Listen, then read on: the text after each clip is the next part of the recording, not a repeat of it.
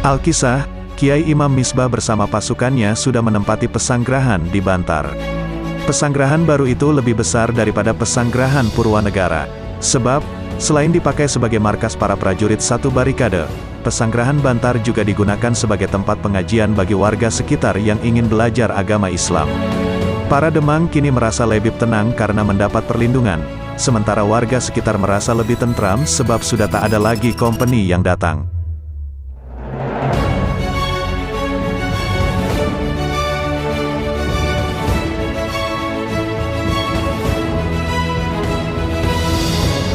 Pesanggrahan Bantar sudah tak lagi membutuhkan bantuan kiriman beras jagung dari Aji Barang. Hal ini dikarenakan para Demang sudah bisa mengatur jatah makan para prajurit setiap harinya, ditambah bantuan dari orang-orang yang berkecukupan yang ingin memberikan amal bantuan untuk mendukung Perang Suci. Ketentraman yang dirasakan oleh penduduk Bantar membuat mereka bisa menjalankan agamanya lahir batin dengan baik.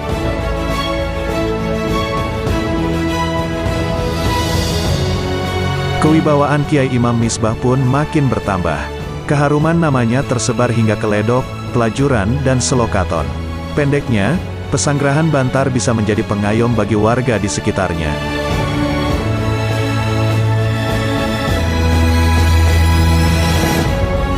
Sementara itu, iring-iringan prajurit yang membawa Wiratamtama Secamenggala terus berjalan melalui Rawalo ke arah barat. Sesampainya di daerah Jambu, wajah Secamenggala nampak sudah pucat pasi seperti mayat. Tak terdengar lagi rintih kesakitan keluar dari mulutnya. Ki Surayuda yang merasa semakin khawatir dengan kondisi Secamenggala segera memerintahkan para prajurit yang memanggul tandu agar mempercepat jalannya supaya lekas sampai di Windunegara. Secamenggala adalah putra dari Demang Windunegara, oleh sebab itu Ki Surayuda berpikir lebih baik Secamenggala disinggahkan lebih dulu ke rumah orang tuanya.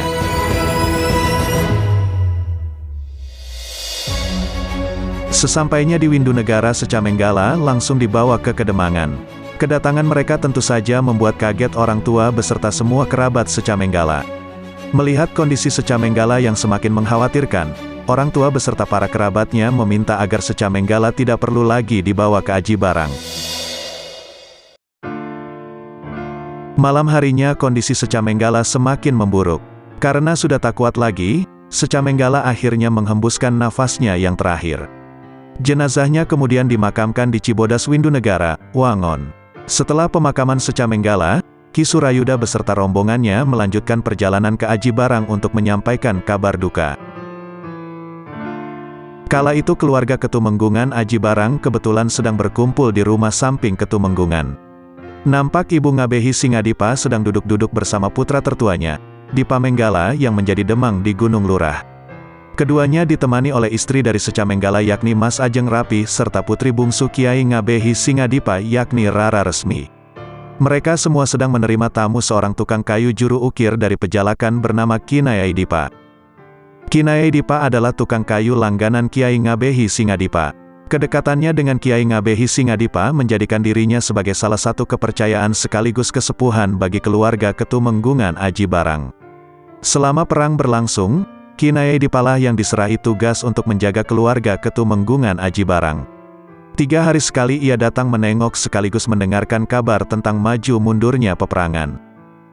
Waktu itu Ibu Ngabehi Singadipa juga sedang menanyakan kepada putra sulungnya, Dipa Menggala, yang menjadi wakil pemerintahan di Ketumenggungan Aji Barang tentang kondisi peperangan saat itu. Anakku Dipa Menggala, selama 3 tahun ditinggal berperang dan menjadi wakil ayahmu dalam mengatur tata tentram praja, apakah kamu tidak pernah merasakan lelah, berat, bingung atau setidaknya keteteran? Tanya Ibu Ngabehi Singadipa. Ibu, berkat restu yang Ibu berikan, Ananda sekalipun tak pernah merasa berat atau lelah. Pada dasarnya semua berjalan dengan baik. Hanya ada beberapa orang yang masih menanti-nanti kapan selesainya peperangan. Mereka itu adalah para pengrajin dan para pedagang yang terdampak buruk akibat adanya peperangan. Terutama para pedagang yang tidak bisa menjual dagangannya lebih jauh keluar daerah. Saat ini semua orang lebih mengutamakan penyediaan bahan makanan pokok, sebab mereka khawatir jika saudara-saudara mereka yang ikut maju berperang sampai kehabisan perbekalan dalam perang.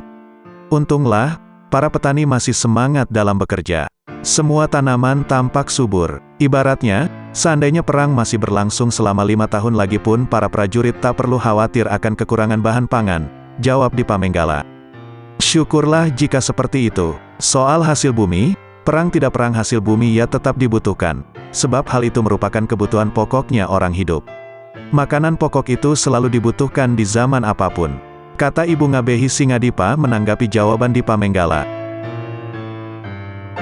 Memang benar apa yang Ibu katakan. Persoalan makanan sudah tidak perlu dikhawatirkan. Namun untuk masalah sandang atau pakaian, sepertinya masih ada kendala. Kita masih kekurangan bahan pakaian. Sebab banyak penenun yang telah meninggalkan pekerjaannya. Selain kekurangan kapas dan benang, semangat menenun juga sudah kendor. Setiap hari mereka hanya gelisah memikirkan perang yang tak kunjung ada selesainya. Jelas Dipa Menggala.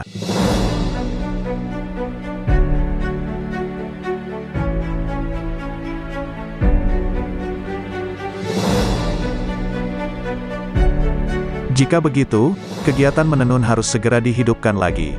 Ketimbang terus larut dalam kebingungan, lebih baik kembali menenun. Memintal benang dan menanam kapas jangan sampai telat. Memang, Ibu sendiri juga sudah merasa butuh baju-baju pengganti. Selama ini tak pernah memikirkan membatik untuk mengganti kain-kain yang sudah lusuh. Masalah ini perlu segera diberitahukan kepada para penenun.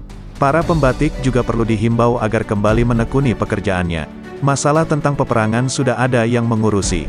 Sudah untung peperangan tak sampai terjadi di Aji Barang. Seperti apa susahnya orang-orang di wilayah timur yang rumahnya luluh lantak akibat peperangan. Mereka hidup terlunta-lunta dan kekurangan makanan. Ibaratnya hidup mereka bagaikan berada di ujung duri. Sekarang beritahukan kepada mereka agar tak perlu lagi mengharap-harap kapan selesainya peperangan. Minta mereka kembali menekuni pekerjaannya, berusaha untuk memenuhi sandang pangan, perintah Ibu Ngabehi Singadipa.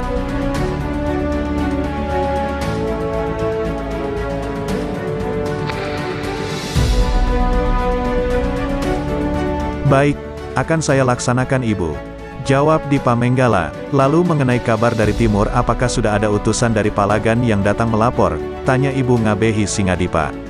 Ada Bu, 3 hari lalu ada utusan yang datang mengambil beras 20 pikul. Mereka mengabarkan jika prajurit Aji Barang selalu menang dalam peperangan. Namun kabar buruknya, banyak para pangeran yang mulai tunduk pada kompeni. Pada membelot, jawab Dipa Menggala.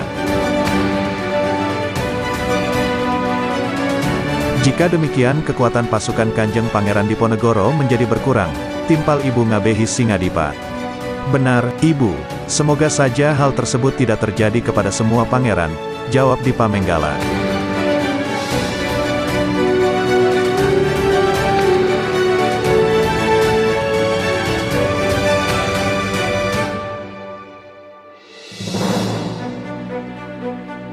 Sedang asyik-asyiknya mengobrol, tiba-tiba mereka dikejutkan dengan kedatangan Ki Surayuda beserta rombongannya.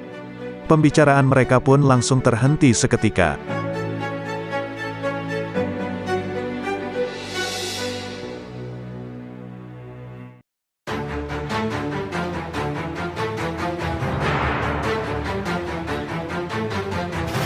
Dipa Menggala langsung menyambut kedatangan Ki Surayuda beserta rombongannya. Paman Surayuda, kalian kok pada pulang ke sini? Apa diutus oleh ayahanda? Tanya Dipa Menggala. Benar anak mas, jawab Ki Surayuda singkat. Ki Surayuda tak melanjutkan kalimatnya. Ia berpikir terlebih dahulu bagaimana caranya memberi kabar kepada keluarga Ketumenggungan tanpa menimbulkan kegemparan. Setelah beberapa saat terdiam, Ki Surayuda kembali berkata.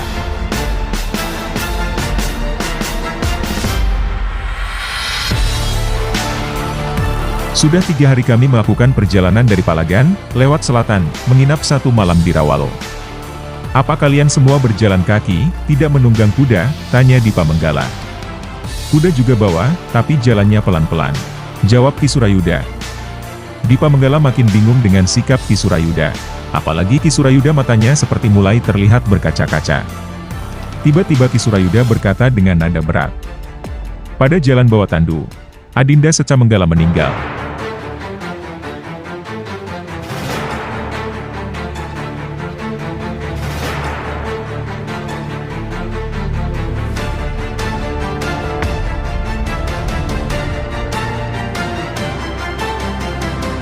Dimas Seca Menggala meninggal? Tanya Dipa Menggala terkejut. Suasana seketika nampak hening, semua orang masih mencerna kata-kata Ki Surayuda. Sesaat kemudian Dipa Menggala menghampiri Nimas Rapih dan memeluknya. Tiba-tiba Nimas Rapih menjerit. Pandangannya gelap. Kesadarannya hilang. Tubuhnya limbung hendak terjatuh karena pingsan. Ibu Ngabehi Singadipa segera menangkap dan memeluk anaknya. Rara Resmi menangis terisak-isak. Suasana Gandok atau rumah samping Ketumenggungan jadi ramai dengan tangisan. Hal ini jadi menarik perhatian para emban dan pembantu yang sedang berada di rumah bagian belakang. Mereka bergegas mendatangi Gandok karena penasaran. Di halaman belakang, Niti Wijaya dan Niti Mustafa yang sedang berlatih olah keprajuritan juga dikagetkan dengan suara jerit tangis dan ribut-ribut yang terdengar dari rumah samping Ketumenggungan. Keduanya berniat lari mendatangi Gandok, namun tiba-tiba muncul Kinaya Dipa, menghadang dan merangkul keduanya. Mereka jadi makin bingung. Ada apa yang Naya? Tanya Niti Wijaya. Tunggu sebentar. Kalian ini adalah putra dari seorang satria utama. Calon prajurit. Jangan mudah terpancing suasana. Belajarlah sabar dalam menghadapi apapun. Baru saja Paman Surayuda diutus untuk memberi kabar bahwa ayah kalian telah gugur sebagai kusuma bangsa. Aduh, ayah meninggal. Lalu kita ikut siapa Dimas? Tanya Niti Wijaya kepada adiknya dengan nada sedih. Tak perlu bersusah hati, Laya ikut Eyang Tumenggung, timpal Kinaya Dipa.